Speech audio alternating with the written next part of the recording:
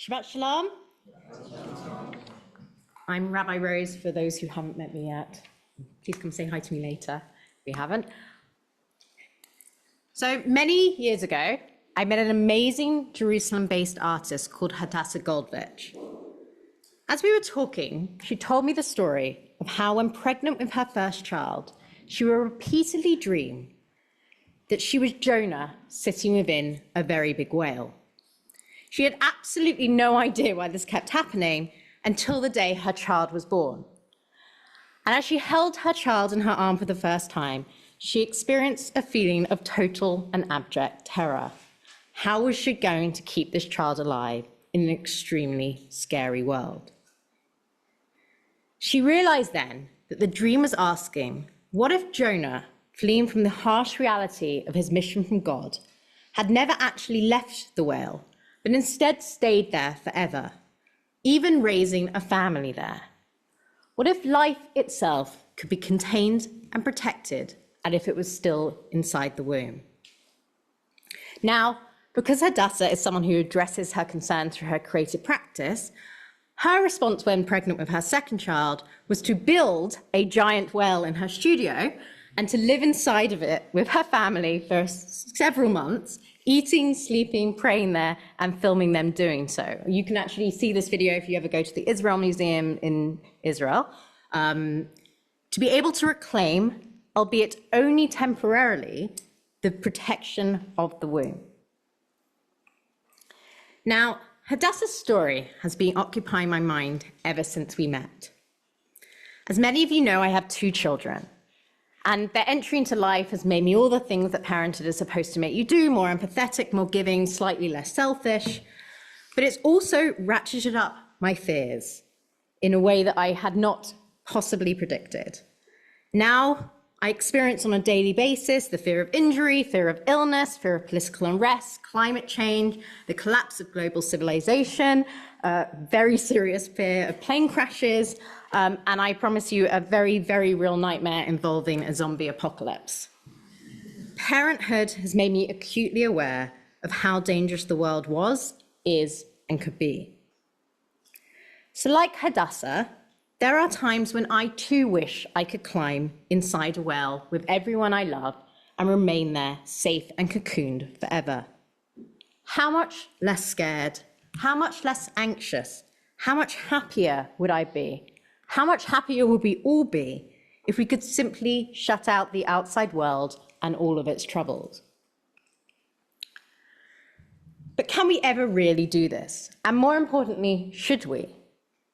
For after all, Jonah's whale, the whale that Hadassah dreamed of, was not actually a God-granted sanctuary from the troubles of the world, but in fact, a punishment, a rebuke to the lack of faith that Jonah showed in God, in the potential goodness of people and the possibility of tshuva, repentance, and the creation of a better future.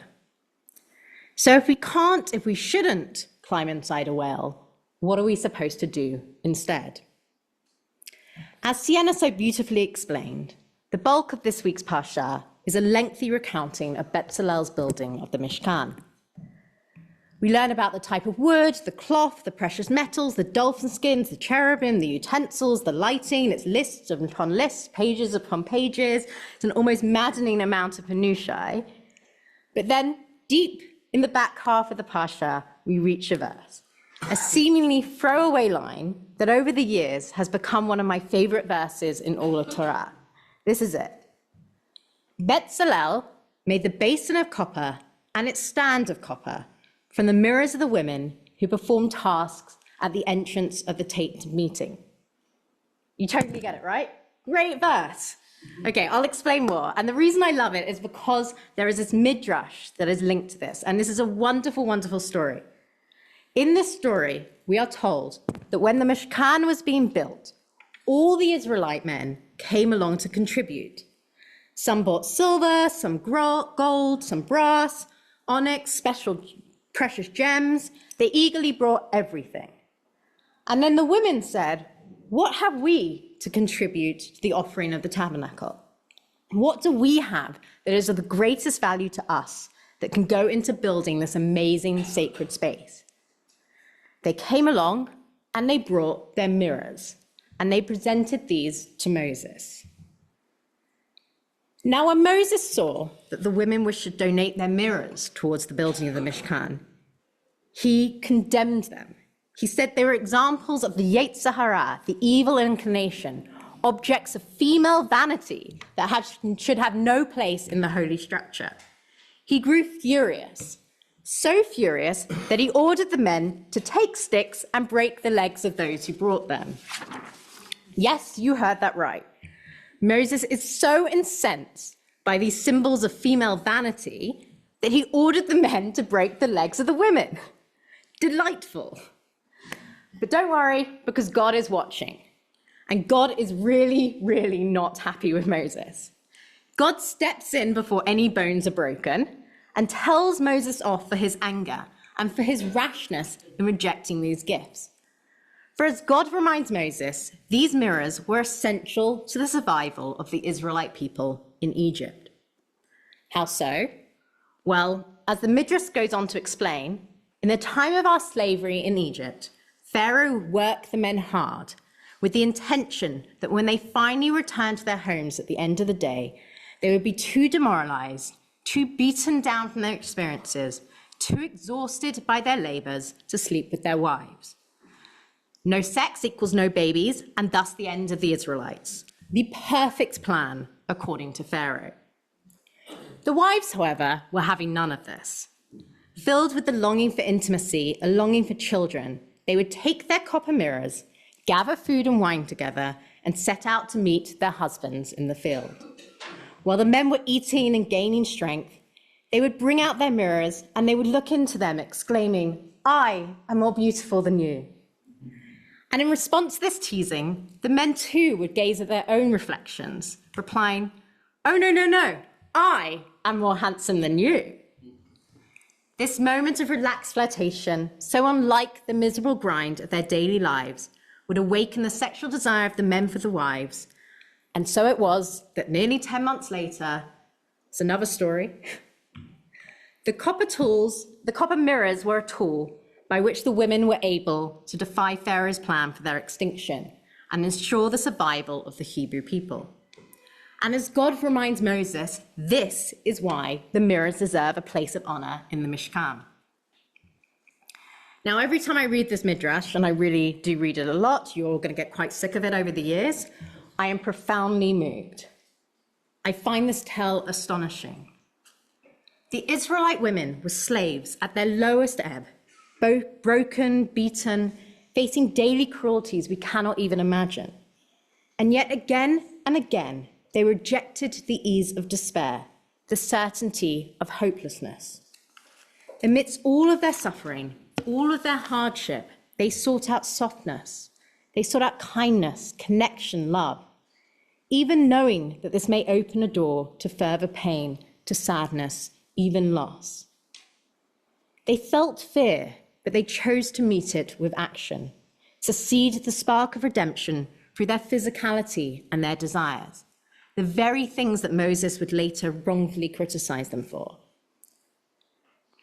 These women knew that in an uncertain and frightening world, even the most mundane acts of intimacy and connection can become extraordinary acts of life-affirming holy defiance, that joy is an act of resistance.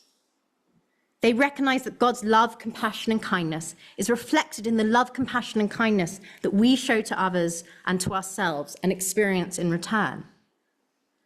They understood that each embrace, each encounter, each expression of comfort carried the potential and possibility of change, that fresh eyes in new circumstances, a trip to the field, a flirtation with a copper mirror, could work to restore their sense of humanity, could help them seize agency over their enslaved lives, transforming inertia into action, despair into hope, hatred to love. The Israelite women stand as the extreme embodiment of those courageous, foolhardy, illogical leaps of faith we all take in life, whether in raising children, getting a pet, creating art, writing our first novel. In their darkest moment, these women chose to believe that things could change. They gave into their impulse to create. They trusted that, as had been promised by their ancestors, God would, through their actions, intercede to bring them out of exile. They remembered their stories, and they found in them hope that just had life had been good before, so too could it be good again. That although this was for them the worst of times, it did not preclude the possibility that one day their people, our people, would experience the very best of times, that tomorrow truly would be a better day. The world we are asked to live in is not an easy one. It is scary, and it really is scary right now. But it is beautiful and also kind. And there is no guarantee that if we are good to it, it will be good to us. But it might be.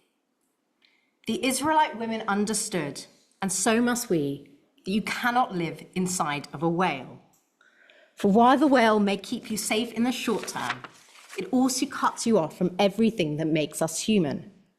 For life is really for living, with all the success and failure, joy and sadness, danger and risk, love and loss that entails.